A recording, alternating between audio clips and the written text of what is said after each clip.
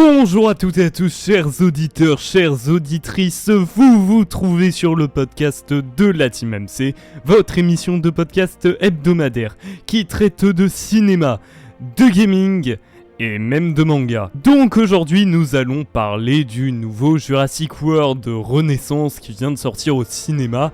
Est-ce que c'est un bon film ou est-ce un immense flop ? Eh bien c'est ce que nous allons voir dans ce podcast, et bon Dieu que ça faisait longtemps que j'avais pas fait cette intro. Alors préparez-vous parce que ça va aller vite, mais alors très vite. Je tiens à prévenir avant de commencer toute chose, il n'y aura aucun spoil dans cette critique. Tout ce dont je vais parler est visible dans les trailers. Donc maintenant que c'est dit, on va pouvoir passer à Jurassic World Renaissance. Déjà, faut prendre quelque chose en compte, c'est que j'avais énormément d'espoir pour cet opus. J'aime beaucoup la saga Jurassic Park. Je trouve que la saga Jurassic World aujourd'hui, c'est pas fou, mais quand j'étais petit, j'aimais vraiment cette saga. Et le dernier Jurassic World, c'était le monde d'après, si je ne dis pas de bêtises. Et ouais, c'était très décevant cet opus. J'ai vraiment pas un grand souvenir de celui-ci, alors que pourtant j'ai quand même un souvenir assez clair de chaque Jurassic World et Jurassic Park en général. Mais je me rappelle d'une chose pour ce dernier Jurassic World, c'est que tout était mal exploité. C'est-à-dire il y avait plein d'idées. En vrai, mettre des dinosaures dans un environnement urbain actuel, c'est quand même incroyable, genre il y avait un potentiel de malade, mais non, ils font rien avec ça, c'était très mal exploité. Donc vraiment prendre de nouvelles idées et améliorer la saga, vraiment surprendre le public, ah bah moi forcément je signe, hein. Ah oui, je signe fort. Donc j'attendais ce Jurassic World de pied ferme, et j'ai vu ce film que j'ai payé 2 fois d'ailleurs. Anecdote que je raconterai une fois un jour, c'est sûr. Donc j'ai vu ce film. Et bah Jurassic World Renaissance, c'est quand même bien nul, hein. S'il te plaît. Je suis désolée. Vite, ouvre-moi. Ouvre, je t'en supplie. Le film raconte l'histoire d'un groupe de mercenaires qui va travailler pour une entreprise pharmaceutique extrêmement riche qui a besoin de prélever du sang de dinosaures pour fabriquer des médicaments, je crois, qui vont révolutionner la médecine, tout ça. Sauf que les dinosaures, ils étaient en liberté plus maintenant parce qu'ils s'habituent mal au climat urbain. Du coup, on les a tous foutus sur des îles du Pacifique et nos mercenaires vont devoir aller risquer leur vie pour récupérer du sang de dino. Mais cette île était aussi un centre d'expérience pour une société où ils faisaient plein de mélanges rigolos avec les dinosaures, voilà, et du coup il y a plein de dinosaures mutants qui vont se joindre à la fête. Bon, au rayon des trucs que j'aime bien, déjà on va partir d'un truc, la photographie du film est sublime. Vraiment, la colorimétrie, tout ce qui est dans cette couleur. Il y a même un grain un peu de vieille pellicule à l'image qui se remarque pas trop, mais qui est trop cool. Voilà, j'aime beaucoup cet effet-là. Il y a un rouge assez pulp et qui marche très bien dans la scène d'intro. Non, vraiment, niveau colorimétrie, j'ai rien à dire. Ensuite, les dinos. Je trouve que les dinosaures, alors oui, j'aime beaucoup les bébêtes, sont plutôt bien faites en soi. Il n'y a pas de moment où je me suis dit ouais, là ça se ressent un petit peu que c'est CGI tout ça. Non, là ça le fait pas, tu vois. Aucun moment dans le film je me suis dit ça. Bon, peut-être pour un, mais après on reviendra dessus. Et pour terminer, je trouve que les designs des dinosaures un peu mutants, voilà, font énormément le taf. Alors maintenant, rayon des trucs que j'aime pas. Déjà, on va reprendre ce que j'ai dit tout à l'heure quand je disais qu'il y avait une superbe photographie dans le film. C'est entièrement vrai, là j'ai rien à dire, mais par contre avec une photo comme ça, tu peux faire de beaux plans, ce n'est pas interdit film de faire de beaux plans. Je n'ai noté, mais vraiment aucun beau plan. Alors que vraiment il y avait un environnement de fou, je veux dire, je crois que ça a été tourné en Thaïlande le film, on ressent un aspect jungle et tout. Très cool, vraiment, même dans les labos et tout, c'est très bien décoré, mais non. Il n'y a aucun beau plan, c'est limite du cadrage classique. Par contre, au niveau des fonds verts, c'est un poil compliqué. Alors, je sais, le film a été fait dans un rush. Voilà, c'est triste, mais le film a été fait en plein rush. Et ça a sûrement réduit la qualité du film. Mais bon, on en parlera après de ce rush qui a été fait pour finir le film. Là, on se concentre plus sur les fonds verts. Alors, globalement, c'est assez beau, hein, comme je l'ai dit. Mais alors, il y a des séquences... Oh mon dieu, fond Verland, mon frère. Ah, il y a des séquences, ça fait très incrustation amateur. En fait, ça aurait pu passer, mais vraiment dans un film, un film amateur quoi. Là, c'est genre Universal qui produit. C'est la suite d'une immense franchise. Donc, voir des fonds verts comme ça. Oh, ouf, bof. Alors, je vais citer un passage, je sais pas vraiment si j'ai le droit de le citer, ce passage, mais je vais le faire quand même parce que c'est mon émission. Pour pas trop spoil, c'est un passage où ils sont suspendus à une falaise. Voilà, je vais pas en dire plus, mais cette scène-là, niveau fond vert, c'est une catastrophe. Ah non, mais concrètement, ça se voit, hein, et même moi qui suis pas très à l'aise avec le vide... Oh bon là, vas-y, ça se voit à des kilomètres. Aussi, là, on va partir sur l'aspect du corps défendant du film, hein, donc c'est-à-dire le scénario, le jeu d'acteur, tout ça. Alors, le scénario a été écrit par le premier scénariste du premier Jurassic Park, donc c'est-à-dire celui qui a fait... littéralement le premier Jurassic Park était sur cet opus. C'est trop bien, mais laissez-le un petit peu écrire quoi. Sincèrement, je sais pas pourquoi le scénario est aussi mal foutu. Concrètement, il y avait plein d'idées superbes. C'est-à-dire que là, vraiment, on suit des mercenaires qui n'ont pas le droit d'aller sur cette île normalement. Donc là, c'est vraiment aspect survie. Un aspect qui aurait pu me plaire. J'aime beaucoup ça, normalement. Mais là, non, c'est pas bien exploité. Il y a un gros problème qui empêche fortement le scénario de se développer, je sais pas, de faire un bon truc. Et ce gros problème-là, c'est les personnages. Je crois que de la saga, je n'ai jamais vu autant de personnages inutiles et mal développés. C'est-à-dire que littéralement, quand tes héros, tes personnages principaux, hein, je parle pas de personnages secondaires. Non, là, je te parle des gros rôles de Scarlett Johansson. Ah oui, il faudra qu'on revienne sur le jeu d'acteur, mais ça joue très mal. Hein. Concrètement, il y a aucun acteur qui joue bien. Et ces personnages-là ne sont jamais développés. C'est-à-dire que j'ai l'impression de me retrouver devant un film qui je sais pas, doit avancer à tout prix, qui se dit tant pis pour les personnages, et quand on créera des scènes d'émotion, c'est pas grave, c'est des scènes d'émotion, ça marchera forcément sur le spectateur, bah oui, forcément ça marchera. Oh mon dieu, oh là là. Je peux pas spoil les scènes d'émotion outre mesure, mais je pense qu'il y a une scène d'émotion à la fin qui ne marchait déjà pas de base, et qui, dans sa continuité, marche encore moins et qui m'a fait vraiment détester le film. Non mais à la fin, hein. Donc voilà, aucun personnage est bien exploité, bien développé. En parlant d'exploitation, les dinos. Il y a un gros souci. Comme je l'ai dit un peu avant, c'est que c'est des dinos mutants. C'est de nouveaux dinos. Et le problème, c'est que déjà, ils ne font aucun effet. Je sais pas pourquoi ils me font aucun effet, ces dinosaures-là. Vraiment, j'ai l'impression que Universal s'est dit on va rajouter des trucs sur les dinos. En vrai, ça peut être marrant. Non, c'est parce que un dinosaure, maintenant, ça impressionne plus personne. Il faut mettre des gros bidules sur les dinosaures, c'est marrant. Oh là là là là là là. À aucun moment, les mutations, tout ça, ça ne marche avec les dinosaures.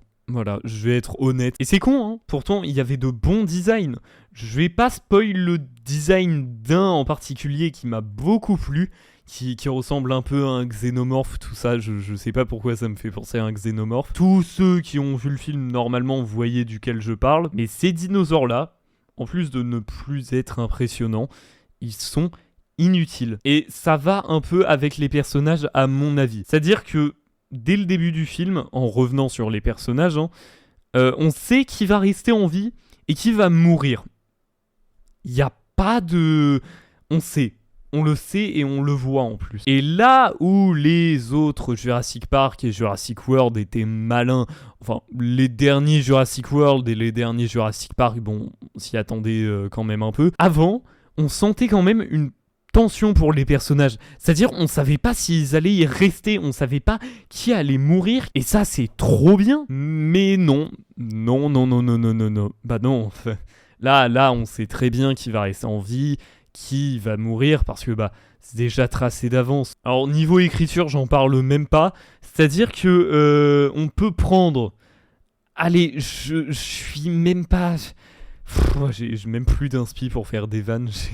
Je suis fatigué. Ah non, mais c'est bas de plafond, hein, l'écriture. Ne vous attendez à rien niveau écriture des dialogues. Il y a aussi d'autres trucs qui m'ont dérangé. Alors là, je sais pas où les placer, mais ça me vient en tête. Premièrement, c'est l'humour du film qui est très lourdingue. J'ai pas réussi à rire devant. C'est terrible de dire ça, mais le film se veut un peu comique, se veut un peu familial. En vrai, ça a toujours été un petit peu le cas avec les Jurassic World. Ah mais là c'est waouh, mixé avec l'écriture dégueulasse là de tout à l'heure. Oh là là, c'était magique. Hein. Il y a certains moments, fallait les voir. Et il y a un autre truc qui me dérange fortement.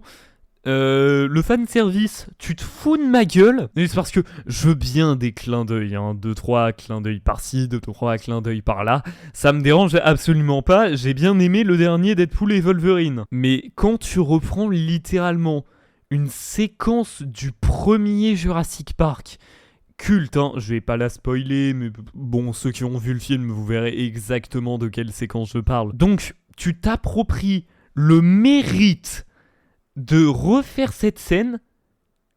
En plus de ça, tu la refais moins bien. Non mais c'est une dinguerie. On a vraiment l'impression que le film essaye constamment de te prank. J'ai pas d'autres mots. Le film essaye de rigoler de toi. Le film en fait, c'est une blague constante. Et comme je l'ai dit un peu avant, je crois que je l'ai abordé, je l'ai pas dit, mais ce film a été fait dans un rush. Je sais pas de combien de temps ou quoi, mais je sais que le film a été rushé. Et en vrai, c'est un peu triste.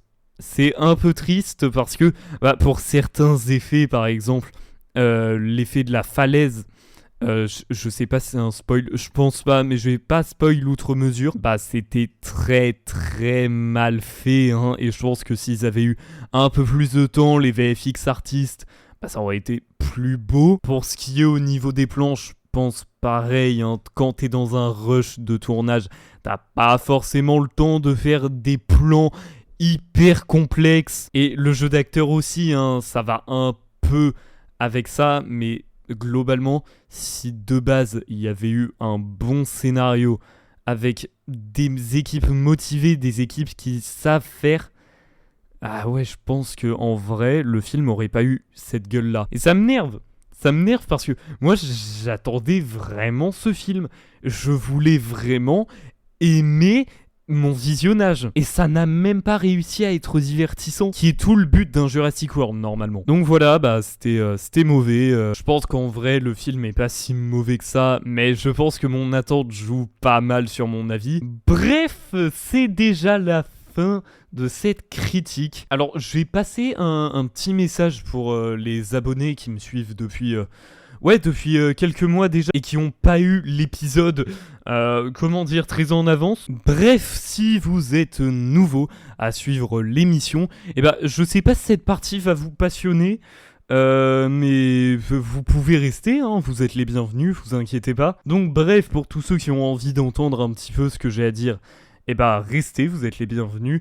Et tous ceux qui veulent quitter le podcast parce que vous étiez juste venus voir une critique de Jurassic World, tant mieux pour vous. Et j'espère que votre petit visionnage s'est bien passé. Bref, allez, je rentre dans le vif du sujet. Cet épisode m'a pris énormément de temps. Oui, je l'avais teasé sur Insta depuis 5 mois déjà. Ça fait trop longtemps que cet épisode est censé sortir. Si vous voulez toutes les raisons du pourquoi, du comment l'épisode n'est pas sorti, alors c'est simple, pendant les recs, il y a eu trop de problèmes. À chaque fois, ça a bugué, c'était ignoble. Des fois, je perdais les recs. J'espère que ça ne va pas faire ça avec celui-là. Vraiment, premier degré, j'ai, je crois, 10 miniatures de cet épisode sur mon PC, ça n'a aucun sens. Mais bref, voilà, excusez-moi parce que je n'avais pas envie de vous délaisser pendant si longtemps. Ensuite, vous l'avez un peu remarqué, je pense, mais le podcast est un petit peu plus long que d'habitude. Voilà, normalement j'ai essayé de faire des micro-podcasts, mais là il est un petit peu plus long que d'habitude, et c'est donc ça le dilemme. Est-ce que je dois rester sur un rythme de un podcast par semaine, ou alors je dois faire un podcast très long tous les mois? C'est-à-dire que niveau productivité, niveau qualité et tout, je pense que en un mois, j'ai quand même le temps de peaufiner mon podcast et tout. Donc moi, je serais plus d'avis de faire un gros podcast tous les mois, mais un podcast par semaine, ça me permettrait quand même d'être un petit peu plus productif et de pouvoir vous parler de cinéma, de gaming et de manga un peu plus souvent. D'ailleurs, en parlant de gaming et de manga, c'est vrai que depuis le début de cette chaîne, je n'ai jamais parlé de ces deux thèmes qui sont pourtant des passions aussi grandes que celles que j'ai pour le cinéma. C'est absolument pas français ce que je viens de dire, mon Dieu. Mais pour les prochains podcasts, j'essaierai de varier un petit peu plus les styles entre jeux vidéo, manga, cinéma. Peut-être mixer les trois dans un même podcast. On ne sait pas, tout peut se faire. Aussi, je revois totalement la DA de la chaîne. Là, comme vous voyez, j'ai toujours mon petit décor virtuel avec mon petit chibi, tout ça. Alors, j'aimerais changer de forme, ça c'est officiel. Que ce soit du podcast filmé ou autre. Aussi, au niveau des invités, j'aimerais un petit peu plus varier les gens que j'accueille dans le podcast. C'est le problème, c'est que j'ai vraiment pas de contact. Ah non, mais pour le coup, c'est terrible. Je pense que j'ai le moins de contacts sur cette planète que n'importe qui. Attention, je parle pas de personnes très connues, mais même de personnes un peu plus underground qui pourraient être intéressantes pour un potentiel épisode où on pourrait débattre et toutes certaines choses. Et si vous avez d'autres idées pour améliorer le podcast, laissez des commentaires ou un commentaire avec un gros pavé, ça me dérange absolument pas, je lirai tout de toute manière. Et je voulais encore m'excuser pour ce long délai pour ce si petit podcast. J'ai pas d'autres mots, même si je pense qu'il est un peu plus long que la moyenne. Et voilà, cette émission est terminée. N'hésitez pas à vous abonner pour soutenir le podcast et pour le suivre. Voilà, comme ça, vous avez toutes les émissions et tout notifié, c'est cool.